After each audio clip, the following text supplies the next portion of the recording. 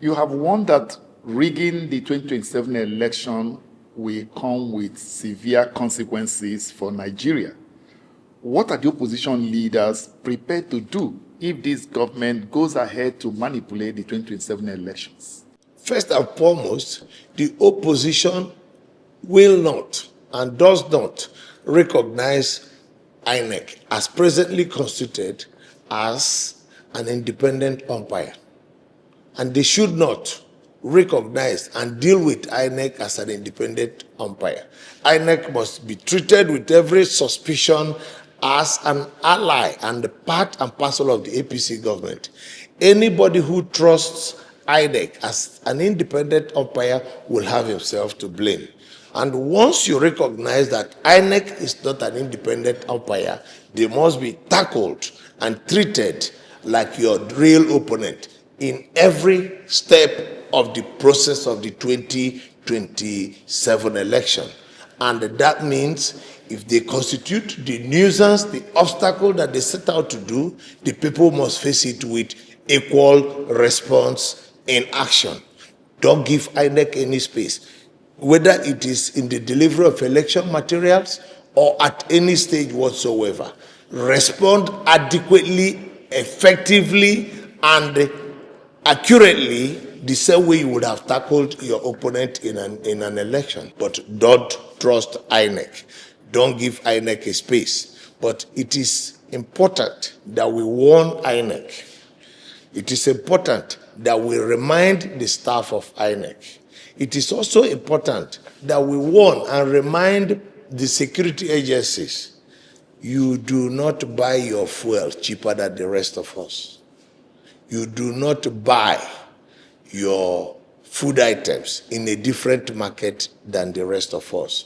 You do not enjoy a different type of electricity than the rest of us.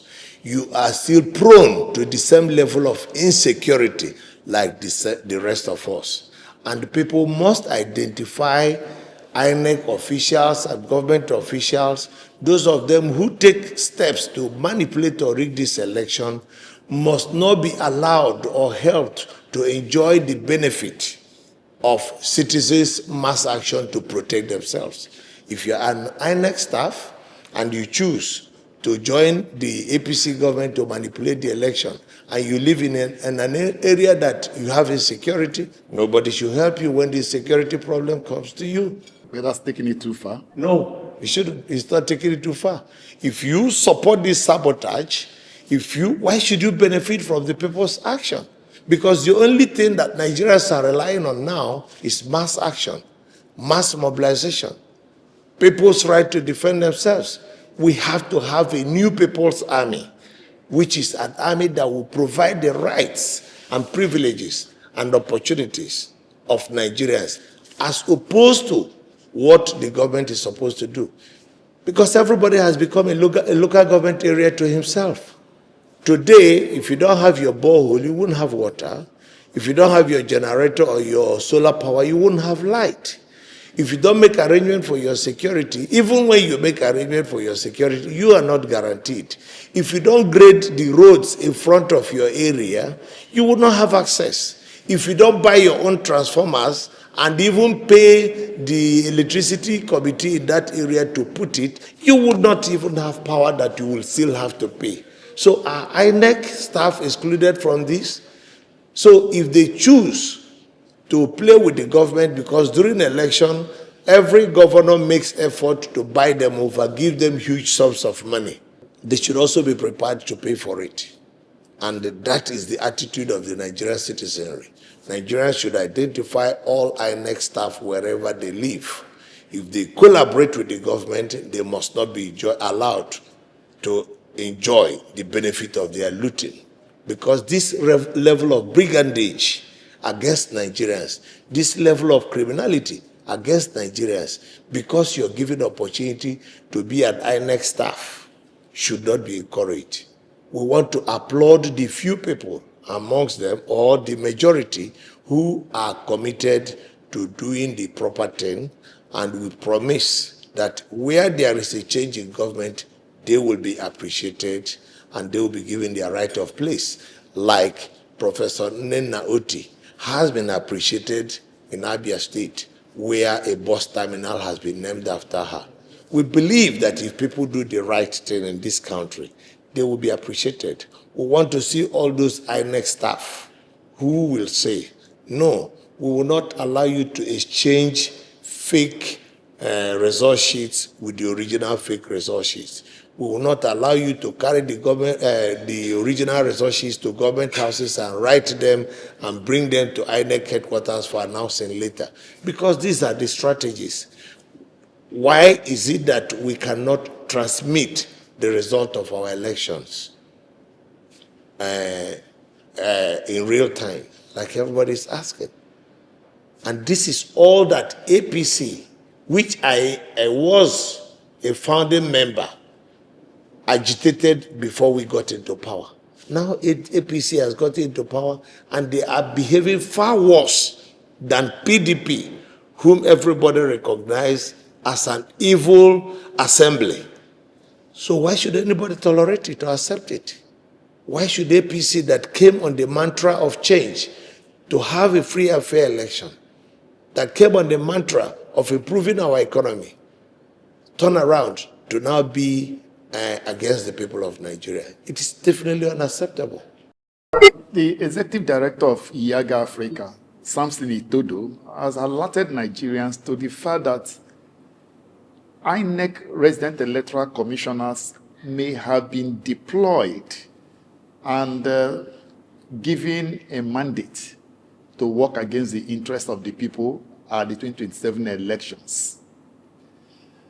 If as a player, you're already aware of this, the question will be, why do you need to go ahead with the game? Since somebody has been accused or alleged to have been given instruction on how to compromise the results of the election, and you are aware, you have been alerted, why should you go ahead with the game? Well, in the first instance, we recognize that the INEC chairman is out there to play the game of APC and President Bola Ahmed Tinubu. He's there to ensure that he rigs him into power. And in the same vein, I am not surprised that the resident electoral commissioners will want to do the same thing. But there are two options left to us: to go there and fight against it, or to surrender. Now, if we surrender and decide that we will not participate, of course, they will encourage the mushroom parties. They will encourage the shelf parties to come and pretend as if that they are an authentic and genuine political party. And then you will see them pretend there was a real election. They wish they can frustrate us out of the system. They wish we can surrender. But the truth is that in the struggle for survival, surrender is not an option. We will still continue to battle them, hoping and believing that along the line, there are going to be security agencies who will say, no, enough is enough. There are going to be some INEC staff who will say, enough is enough. There are going to be some returning officers who will behave like Professor Naoti of Futu and say, sorry, I won't do it. And I believe that there are so many such Nigerians existing. And that is the reason why we are fighting. Not that we have confidence in INEC. Certainly we don't have confidence in INEC, be them the chairman or the resident electoral commissioners, but they will still have to live in this same country after the mess that they may be planning to carry out come 2027 election. Because where are the former resident electoral commissioners living? In this same country. Is anybody following up in their lives? The level of insecurity challenge they are facing, the level of health challenges they are facing, I believe they are still victims wherever they are, one way or the other. So I will call on those who have the privilege of sitting on those chairs for now.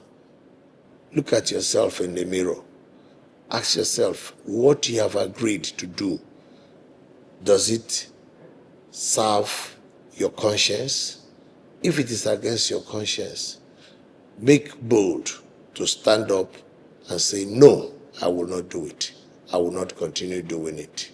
and we must do what should be in the benefit of the masses of Nigerians. Do you think INEC is fixable as an institution? Because with the elections slated for January and February, what is a coordinated plan of the opposition leaders to prevent expected rigging of the election? If INEC sabotages the process again, how will the opposition respond? I believe strongly that INEC can be fixed, and I have a very simple solution on how we can fix INEC. And my simple solution is, forget about all these amendment of electoral acts here and there. INEC should have representatives of every political party at the national level. INEC should have representatives of every political party at the state level. INEC should have representatives of every political party at the local government level. Throw away the word independent. Let's stop pretending about it. We are not interested in the independent nation. Just call it National Electoral Commission. Let APC have their representations there. Let NDC have their representation there. And let every other party have their representation. And let all the issues be argued and debated and agreed upon. That will be the end of rigging. It's simple. We should stop making it look as if it's rocket science. Why INEC is as problematic as it is today is because it's an extension of the government in power. All the period that PDP were in power, INEC was an extension of PDP. Now that APC is in power, INEC is an extension of APC. They're not pretending about it. It's all a criminal enterprise. So since they are not prepared to get rid of their members in INEC, please allow other parties to have their own representation, and then the problem will be solved. Stop calling it independent. Make it a National Electoral Commission that will have a representation of every political party at every stage. That way you cannot rig the election. That way the result will be transmitted in real time. That way every process of the election will be properly done, or else they won't even be able to come out of the battles within INEC. Because if they don't agree, they won't even come out to conduct the election. So we should stop making it seem as if it is difficult to resolve the problem in INEC. However, for the opposition political parties, I have always argued that for the opposition political parties to be able to fight and secure a free and fair electoral process in Nigeria, one, they must be able to transform into a mass movement.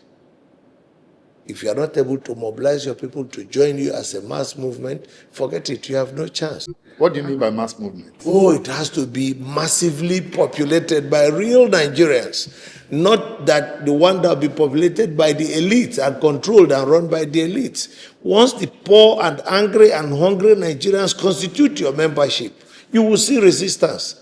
Now, why I'm saying mass movement is because once you become a mass movement, then they will gradually transform into a resistant movement. Once they become a resistant movement, nobody can steal your votes. You steal, you die. Because people now know that it is their destiny that they are dealing with. The masses, the voters, must be educated to understand that this whole electoral process, this whole voting system is about their lives, their daily lives. It's about their feeding. It's about their survival. It's about their health care. It's about their children's education. It's about security of their lives and properties. Once they are able to connect to this, any government at the center can afford to try any act of intimidation. They will be sacked. Because the people at the center are only interested in stealing. And once the masses get connected that, look, the people out there in Abuja and the state capitals are not serving their interest, you will find out that those people in Abuja and the state capitals constitute a very insignificant population within the state or within the country. By the time the masses come out in their numbers, the people will be sacked, even on the issue of insecurity.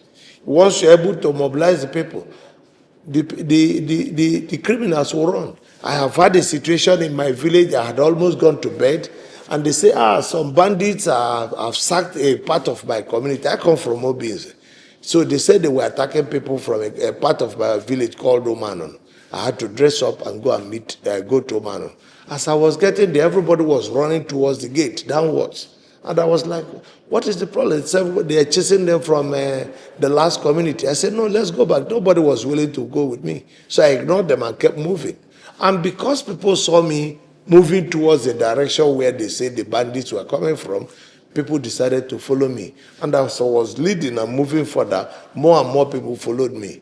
Then we went into the bush where they were, where they said they were hiding. We saw one of the cars they had riddled with bullets. We rescued that one, and more people started running out. We started moving towards them, and the crowd kept increasing, and the people fled at the end of the day. By 12:02 a.m., when we felt we had effectively secured the community, everybody went back to their houses. That is the power of a mass movement. And I think every political party must transform itself from a band of elites who want to capture power for themselves and become a mass movement, which is what I believe that Peter Obi is doing by saying to the voters, I will not give you shishi. So that the attraction to him is not money. The attraction to him is that you're able to connect to him. The attraction to him is that you believe that he will salvage you.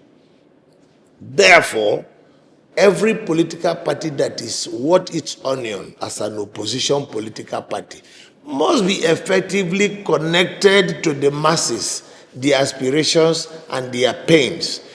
Because the pain of the masses of Nigeria today is enormous. If we're able to connect to it effectively, we will sack any army.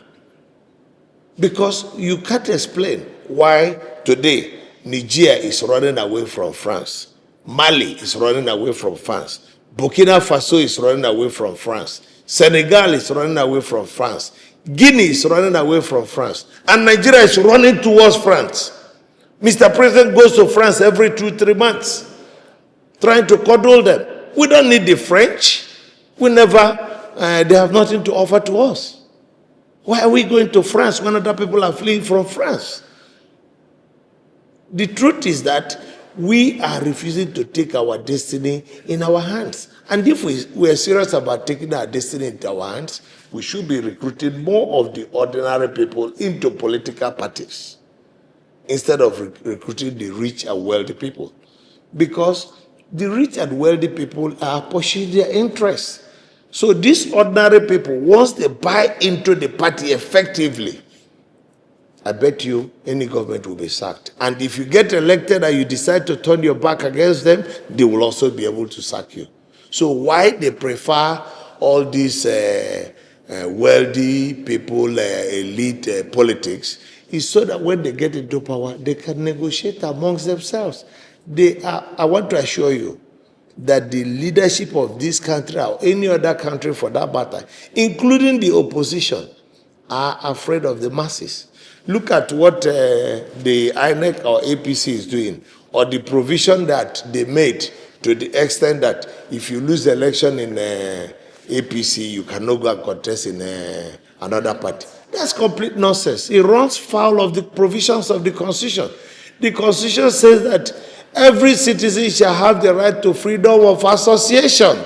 So if I go to APC and they treat me very badly and I'm not interested in continuing with them, why should anybody make a guideline that says I must remain there? No, I don't want to remain. The Constitution gives me the right to walk out of APC, go to ADC, even try my luck. If ADC doesn't accommodate me, if I can do it within time, walk out of ADC and go to NDC, and if they accept me, what is the business of INEC in it? But because INEC is interested in stifling the people's right to freedom of association cannot be gagged by any electoral guideline or even in the Electoral Act. And that is why the people must be allowed to exercise it. You go to Party A, and they don't accommodate you, or the governor decides that he's a superstar, he will prefer to choose his brother-in-law or his cousin as the candidate, you walk out of that party. And I'm here to tell all Nigerians, don't be afraid of walking out of APC if they have treated you badly. Go, if there is space in NDC, go and buy their form within time and fill. Let them take you to court. And when the matter comes off in court, you remind the electoral committee or the tribunal or the high court that you are exercising your right to freedom of association. There is nothing the court can hold in the contrary. It is your right. Nobody should be stopped from leaving Party A to go to Party E because of a stupid guideline of INEC, which is in conflict with the Constitution. A guideline can't even be in conflict with the Electoral Act, not to talk about being in conflict with the Constitution. And yet Nigerians are timidly believing that that can be enforced. You can't enforce it. People have a right to go to any party they like, at any time they like. You even have a right to join any party at any time you like. Whether INEC is saying that the register must be submitted by 10th of December, it's arrant nonsense. You have a right to join a political party about the time they are about to conduct their primaries. As long as they are able to issue you with your membership card, it is no business of INEC. You go ahead and vote. So INEC is creating all these guidelines to protect APC because they know that APC is treating people badly. And they believe that if they play on the side of APC and make these guidelines and make people to foolishly believe that these guidelines are enforceable, then the people will be stuck in APC irrespective of the bad treatment. And this thing should not be encouraged.